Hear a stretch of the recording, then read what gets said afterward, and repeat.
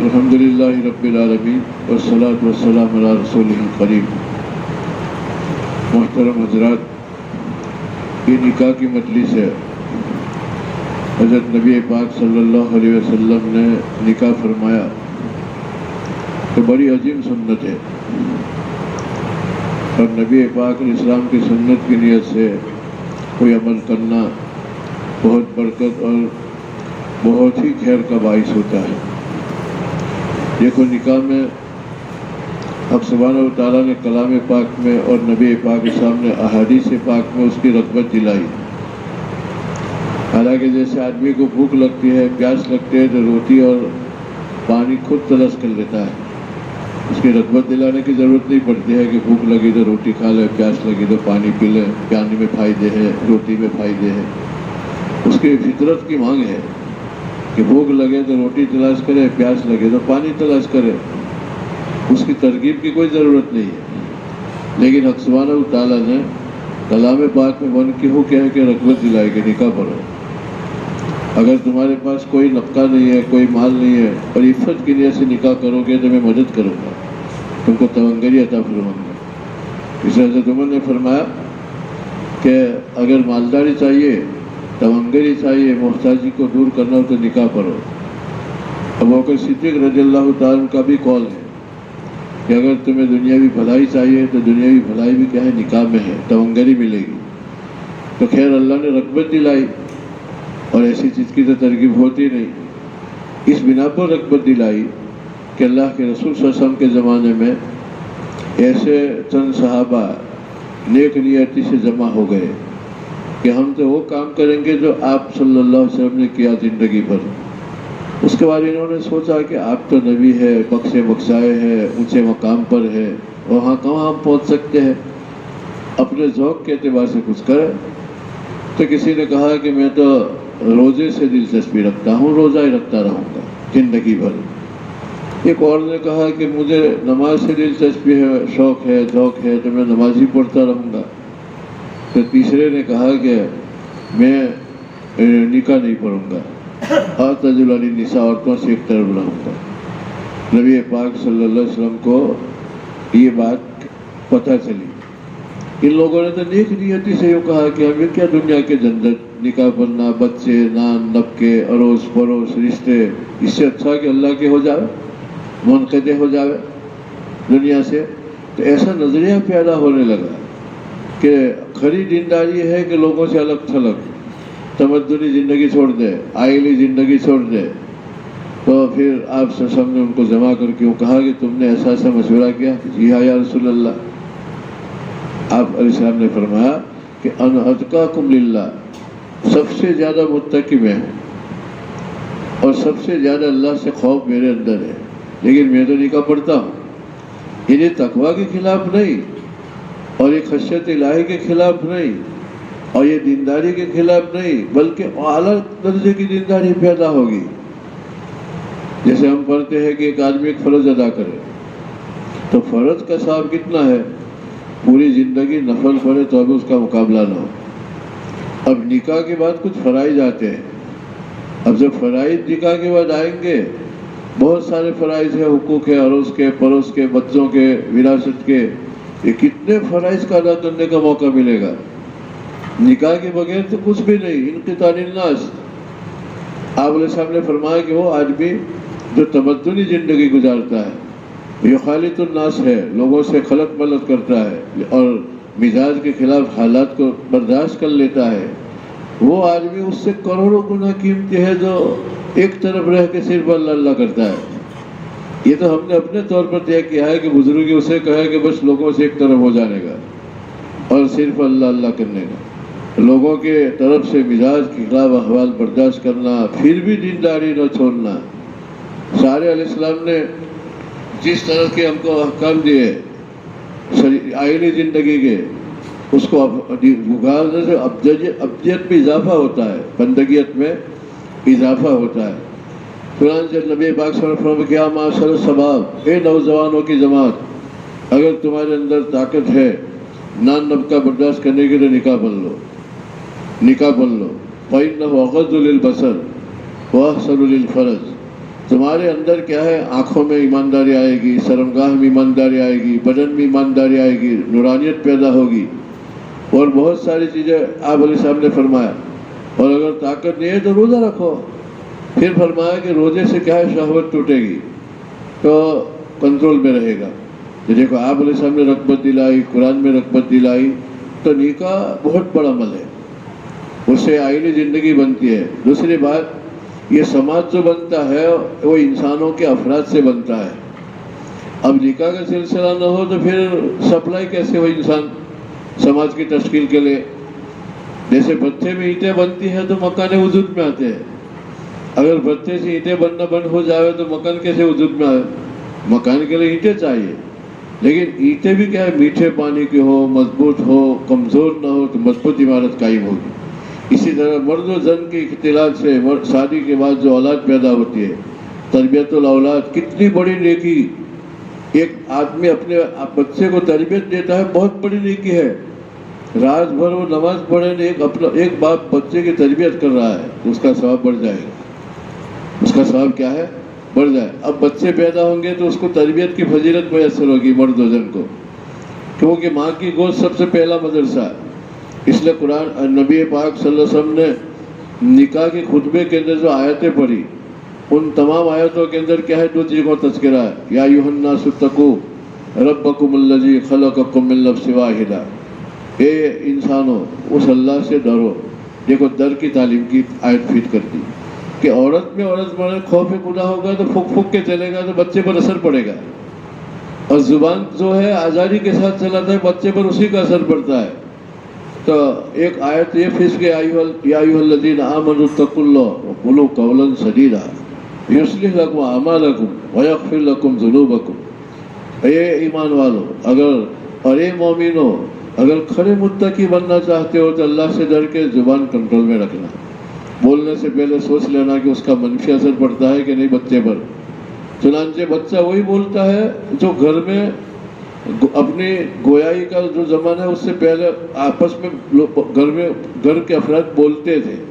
اگر گالی گلوچ کا رواج ہے گھروں میں تو جب بچے کی زبان میں حق سبحانہ و تعالیٰ قوت گویائی پیدا کرے گا تو اس کی ابتدا اور ادگھاٹن کرے گا گالی سے۔ کسے کرے گا؟ گالی سے کرے گا زبان کی ابتدا۔ یہ تربیت الاطفال کی فضیلت، ساری چیزیں سوچے۔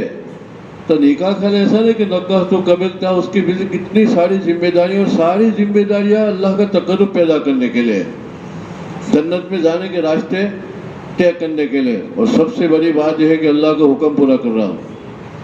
اللہ نے فرمایا کہ وَانْكِحُوا الْأَيَامَ، اپنے نوجوان لڑکیوں کی شادی کرا دو، اگر ان کے پاس کچھ ہوگا نہیں تو میں دوں گا۔ یغنیہم اللہ، اللہ نے فرمایا کہ میں اس کو بے نیاز کر دوں گا اور اس کو گینا نصیب فرماؤں گا۔ حضرت نبی پاک صاحب کی سنت مبارکہ، آپ علیہ السلام نے نکاح میں کیا ہے عورتیں رکھی کتنی، 9 اور 11، تو یہ کتنی بڑی چیز، آپ علیہ السلام کی سنت، اللہ کا حکم۔ شیخ سعد علیہ رحمٰن نے گلستان میں ایک شعر لکھا ہے، خلاف پیغمبر کثیرہ گزید ہرگز بمنزل نہ خواہد رسی۔ پیغمبر کے طریقے سے ہٹ کے کوئی منمانی زندگی گزارے گا، من کے پیچھے چلے گا تو جنت میں نہیں جائے گا۔ اگر وہ یوں سمجھے کہ میں راہ صفا اختیار کر سکوں، راست اور منزل پہ پہنچ سکوں پیغمبر کے طریقے کو چھوڑ کے، نہیں ہو سکتا ہے۔ مکہ جانا نے کاشی کا راستہ پکڑ لے، مٹھوڑے کا پکڑ لے، کیسے مکہ پہنچے گا؟ اس لیے اللہ تعالیٰ نے قرآن کریم میں شیخ ساری نے کتنی جاندار بات فرمائی، خلاف پیغمبر کثیرہ گزید ہرگز بمنزل نہ خواہد رسی، وہ پندہ رسادی کے راہ صفا توارب تجدبر بے مصطفیٰ۔ یہ شادی ایسا مت سمجھنا کہ حضرت محمد صلی اللہ علیہ وسلم کی راہ چھوڑ کے اپنے طور پر میں کہیں منزل پر پہنچ سکتا ہوں، نہیں پہنچ سکتا ہوں۔ یہ میرا راستہ ہے صراط مستقیمہ، اس کے اوپر چلنا، یہ سیدھا جا رہا ہے۔ دائیں بائیں بہت سارے راستے ہیں، وہ بھٹک جائے گا، گلیوں میں گھس جاؤ گے، شاہراہ ہے، یہ سہارا ہے، ھذا سبیلی، یہ میرا راستہ ہے، اس کے اوپر چلو۔ ولا تتبعوا السبل، کئی راہوں پہ مت چلو، ایک راہ پہ چلو جو سیدھی ہے۔ ہم ہاتھ باندھ کے اللہ کو کہتے ہیں اہدنا الصراط المستقیم، اے اللہ پاک ہم کو سیدھا راستہ دکھانا۔ کون سا؟ صراط الذین انعمت علیہم، انعمت علیہم کی جماعت والا راستہ۔ تو سب سے بڑی جماعت تو انبیاء کی ہے، اور سردار انبیاء نبی پاک علیہ السلام کی زندگی، اس طریقے سے کیا یہ سب ہو تو نیت پر مدار ہے، جتنی بڑی نیت اتنا اللہ تعالیٰ عطا کرے گا۔ آپ علیہ السلام نے فرمایا نکاح کی فضیلت میں کہ ایمان کے بعد سب سے قیمتی کوئی چیز آدمی کو ملتی ہے تو نیک بیوی۔ پھر صفت بتا رہا کہ مرد اس کو کچھ کہے تو اطاعت کرے، اور جب شوہر سفر میں جاوے تو اس کے مال کی کیا ہے نگرانی کرے۔ دیکھو ایک تو اطاعت میں اس کے مال کی نگرانی، اب شوہر کی اطاعت یہ عورت کی سب سے بڑی خوبی ہے کہ مباح امور کے اندر مرد کی اطاعت کرے عورت تو اس کی زندگی خوشگوار گزرے گی، ان کے بچوں پر مثبت اثر پڑے گا، منفی نہیں، بچوں میں بھی ماننے کی صفت پیدا ہوگی کہ اس طرح سے ماں تو اپنے ابا کی کوئی بھی بات مانتے، نفس تسلیم کا مادہ جنم لے گا اور بڑھے گا، وہ پھر اللہ کی مانے گا، رسول کی مانے گا، بڑے لوگوں کی مانے گا۔ اس کے اثرات بہت دور، بعض چیزیں معمولی ہوتی ہے لیکن اس کے مثبت منفی اثرات بہت دور تک، نیگیٹو پوزیٹو بہت دور تک ہوتے ہیں، جس کا اثر پڑتا ہے بچے کا۔ آپ علیہ السلام نے ایک جگہ پر فرمایا کہ ایمان بہترین عورتیں جو اونٹ پر سوار ہوئی عرب کی عورتوں میں، رقیب الابل عرب کی عورتوں میں، صالح نساء قریش کی نیک عورتیں۔ پھر ان کی صفت کیا بتائی؟ احنا ولا ولد فی صغری۔ قریش کی عورتوں کی خاصیت ہے کہ بچوں کے ساتھ مہربانی زیادہ ہوتی ہے، سچی مہربانی، اس کو ادب سکھائے گی، دین سکھائے گی، شائستگی سکھائے گی، سنجیدگی سکھائے گی، انسانیت سکھائے گی، ایک دوسرے کے ساتھ رہنے کا ڈھنگ ادب سکھائے گی۔ احنا ولا ولد فی صغری۔ اور ماں کو بچے کے ساتھ مہربانی نہیں تو یوں چھوڑ دے گا ایسے مرغی انڈے رکھ کے بھاگ گئی، مرغی کو کیا انڈے سے کیا، ایسا نہیں، پھر اس کی نگرانی کرتا ہے۔ پھر آپ علیہ السلام نے فرمایا کہ دوسری صفت کہ یہ کہا کہ شوہر کے مال کو مفت چندن گھس پہ ڈال جا، نہیں کہ مفت کا چندن ملا تو گھس ڈالو، بلکہ ایک نعمت ہے مال، شوہر بیچارہ پسینے سے کما کے آئے، اس کی نگرانی کرے۔ آپ اس نے عورت کیسی وہ بھی بتائی کہ قریش کی بعض خاندانوں کی صفات ہوتے ہیں، وہ صفات سے کیا ہے بچے چلتے ہیں، جیسے جانوروں میں نسل ہے اس طرح انسانوں میں بھی صفات کے اعتبار سے نسلیں ہیں۔ آپ علیہ السلام نے فرمایا کہ عورت ایسے لاوے کہ جب حکم کرے تو اطاعت کرے، وَإِذَا نَظَرَ إِلَيْهَا سَرَّتْ ہو، اور عورت پر شوہر کی نظر پڑے تو اس کا ہاؤ بھاؤ ایسا ہو کہ مرد اس کو دیکھے تو اس کا تھکن اتر جائے، کام کر کے تھکا ہارا آیا تو تھکن اتر جائے گا، خوشی میں ڈوب جائے، مسرت میں ڈوب جائے گا، کیا نعمت ملی ہے۔ میں یوں کہہ رہا ہوں کہ اللہ نے رغبت دلائی، آپ علیہ السلام نے رغبت دلائی، بلکہ نکاح کے عورت لانے کی صفات بتائے، مرد کیسا اس کے بھی صفات بتائے۔ حسن بصری کو کسی نے پوچھا کہ شوہر کیسا، میں اسے لڑکی جانے ہے تو پسند کرو لڑکا۔ حسن بصری نے کہا کہ جس میں تھوڑا اللہ کا ڈر ہو، قدر نمک، سالن میں نمک ڈالے، اتنا تو خدا کا خوف ہو ایک مسلمان میں تو وہ دیکھ دیکھ کے چلے گا۔ پھر بہرحال کہ پھر وہ نکاح میں لائے گا تو اس کو پسند ہوگی تو حب اس کو محبت دے گا، اور اگر کیا ہے اس کو پسند نہیں آئے گی، طبیعت میل نہیں کھاتی ہے تو اس کا اکرام تو چھوڑے گا نہیں، اس کو اکرام سے رکھے گا۔ اگر خوف خدا ہے تو دیکھو مرد میں کیا چاہیے، عورتوں میں کیا چاہیے ہو۔ خیر یہ نکاح ہے، اللہ تعالیٰ اس کی برکات سے ہم سب کو نوازے۔ وآخر دعوانا رب العالمین۔ پڑھائی جو لکھی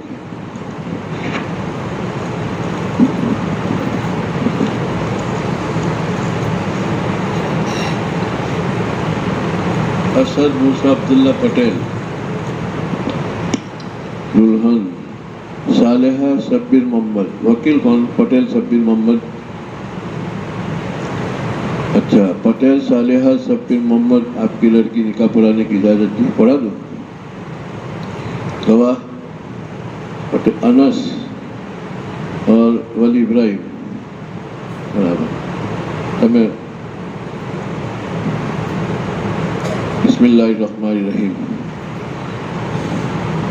الحمد للہ الذی نحمده ونستعینه ونستغفره ونؤمن به ونتوکل علیہ ونعوذ باللہ من شرور انفسنا ومن سیئات اعمالنا من یهده اللہ فلا مضل له ومن یضلل فلا هادی له ونشهد ان لا الہ الا اللہ ونشهد ان محمدا عبده ورسوله فاعوذ باللہ من الشیطان الرجیم بسم اللہ الرحمن الرحیم۔ یا ایھا الناس اتقوا ربکم الذی خلقکم من نفس واحدہ وخلق منها وبث منهما رجالا کثیرا ونساء واتقوا الله الذي تساءلون به والأرحام وقال الله تعالى يا أيها الذين آمنوا اتقوا الله حق تقاته ولا تموتن إلا وأنتم مسلمين يا أيها الذين آمنوا اتقوا الله وقولوا قولا سديدا يصلح لكم أعمالكم ويغفر لكم ذنوبكم ومن يطع الله ورسوله فقد فاز فوزا عظيما وقال عليه الصلاة والسلام يا معشر الشباب من استطاع منكم الباءة فليتزوج فإنه أغض للبصر وأحسن للفرج وإن لم يستطع فعليه بالصوم فإنه له وجاء أو كما قال عليه الصلاة والسلام. بھائی وکیل شبیر محمد، میں نے آپ کی وکالت سے دو گواہوں کی گواہی سے انس یونس اور ولی ابراہیم اور حاضرین مجلس کی گواہی سے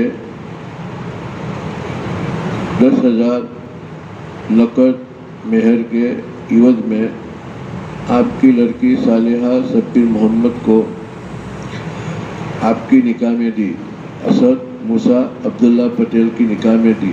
قبول کی؟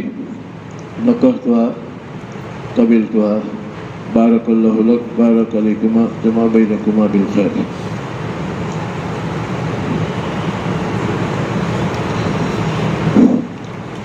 سبحانک اللہم بحمدک وتبارک اسمک وتعالی جدک ولا الہ غیرک. اللہم صلی علی محمد وعلی آل محمد کما صلیت علی ابراہیم وعلى آل إبراهيم إنك حميد مجيد. ربنا ظلمنا أنفسنا وإن لم تغفر لنا وترحمنا لنكونن من الخاسرين. ربنا آتنا في الدنيا حسنة وفي الآخرة حسنة وقنا عذاب النار. ربنا هب لنا من أزواجنا وذرياتنا قرة أعين واجعلنا للمتقين إماما. ربنا هب لنا من أزواجنا وذرياتنا قرة أعين واجعلنا للمتقين إماما. ربنا هب لنا من ازواجنا وذریاتنا قرۃ اعین واجعلنا للمتقین اماما. اے اللہ پاک ہمارے گناہ کو معاف فرما دے، ہمارے قصوروں کو معاف فرما دے. یا اللہ ہم تجھ سے سوال کرتے ہیں، یہ نکاح کی مجلس ہے، اس کو قبول فرما، اس میں برکت عطا فرما. اے اللہ ہم سوال کرتے ہیں، تجھ سے مانگتے ہیں، میاں بیوی دونوں خاندانوں میں خوب محبت پیدا فرما، میاں بیوی میں محبت پیدا فرما. اے اللہ اے پاک پروردگار، تیرے یہاں تیرے نکاح کے جو معظم مقاصد ہے اس میں کامیابی عطا فرما. اے اللہ نیک صالح اولاد کا ذریعہ بنا. اے پاک پروردگار اس نکاح کو قبول فرما. حضرات انبیاء علیہ السلام کے ازواج میں جو برکتیں تھیں اور ان میں جو برکتیں تھیں، اللہ ہم تجھ سے بھیک مانگتے ہیں، ہمیں بھی کچھ برکتیں عطا فرما دے. اللہ اس نکاح کی مجلس کی برکت سے ہمارے گناہوں کو معاف فرما، ہماری زائد مرادیں پوری فرما، امت کے حال کو درست فرما. اے اللہ امت سے درگزر فرما، ان کی مغفرت فرما، ان سے درگزر فرما، ان پہ رحم فرما. اے اللہ ہماری دعا کو محض تیرے فضل و کرم سے قبول فرما. ربنا تقبل منا انک انت السمیع العلیم وتب علینا انک انت التواب الرحیم.